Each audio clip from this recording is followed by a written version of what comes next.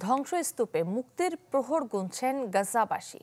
আর কয়েক ঘন্টার অপেক্ষা, এরপরই কার্যকর হতে যাচ্ছে ইসরায়েল ও হামাসের ঐতিহাসিক যুদ্ধবিরতি চুক্তি। শর্ত মোতাবেক বাংলাদেশ সময় দুপুর 12:30 থেকে হামলা বন্ধ করবে দুপক্ষ।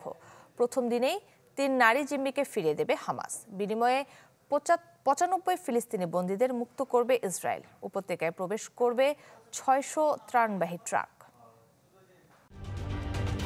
ঢালাইয়ে দৃঢ়তা, নির্মাণে নিশ্চয়তা। প্রিমিয়ার সিমেন্ট, ঢালাইয়ের রাজা। From the river to the sea, Palestine will be free. সত্যি ফিলিস্তিন কতখানি স্বাধীন হবে তা নিয়ে সংশয় রইলেও 15 মাসের যুদ্ধ থেকে যে খানিকটা নিস্তার পেতে যাচ্ছে গাজাবাসী তা প্রায় নিশ্চিত।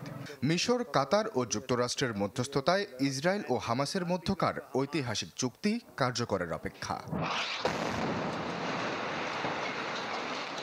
শর্ত অনুযায়ী বাংলাদেশ সময় দুপুর 12:30 থেকে গাজায় বন্ধ হয়ে যাবে গুলি কিংবা বোমার শব্দ।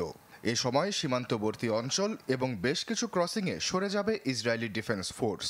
পরবর্তী 4 ঘন্টার মধ্যে 3 নারী জিম্মিকে ফিরিয়ে দেবে হামাস।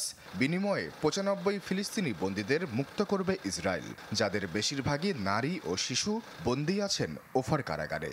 পরবর্তী কয়েকদিনে মুক্তি দেয়া হবে আরও কিছু জিম্মি ও বন্দীদের। মিশরের সাথে রাফা সীমান্তে মজুদ রয়েছে জাতিসংঘের ফিলিস্তিনি শরণার্থী কেন্দ্রের 4000 ত্রাণবাহী ট্রাক। ইউনিসেফের পক্ষ থেকে আছে আরও 1300টি। তবে প্রথম দিনে গাজায় ঢোকার অনুমতি পাবে 50টি জ্বালানি ট্যাঙ্কার সহ 600টি ট্রাক। আমরা গেল 15 দিন যাবৎ সহায়তা নিয়ে প্রস্তুত আছি। অবশেষে ফিলিস্তিনি ভাইদের কাছে খাবার পৌঁছে দিতে পারব, এতে আমরা খুশি। যুদ্ধবিরতি কার্যকর হলেই আমরা 600 ট্রাক নিয়ে রওনা দেব। এর আগে টেলিভিশনে কথা বলেন ইসরায়েলি প্রধানমন্ত্রী বেনিয়ামিন নেতানিয়াহু।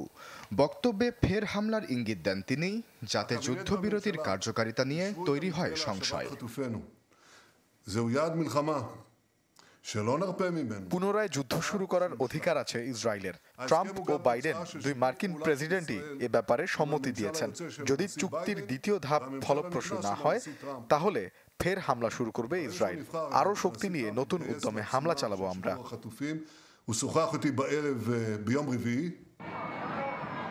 এদিকে ফিলিস্তিনিদের সাথে সংহতি জানিয়ে মিছিল বের করে বিশ্বের নানা দেশের মানুষ। ফ্রান্স, স্পেন ও তেল আবিবে জমায়েত হয় লাখের বেশি মানুষ। পুলিশের সাথে সংঘর্ষে অগ্নিগর্ভ রূপ নেয় লন্ডনের ট্রাফালগার স্কয়ার। আশ্বাস চৌধুরী, চ্যানেল 24।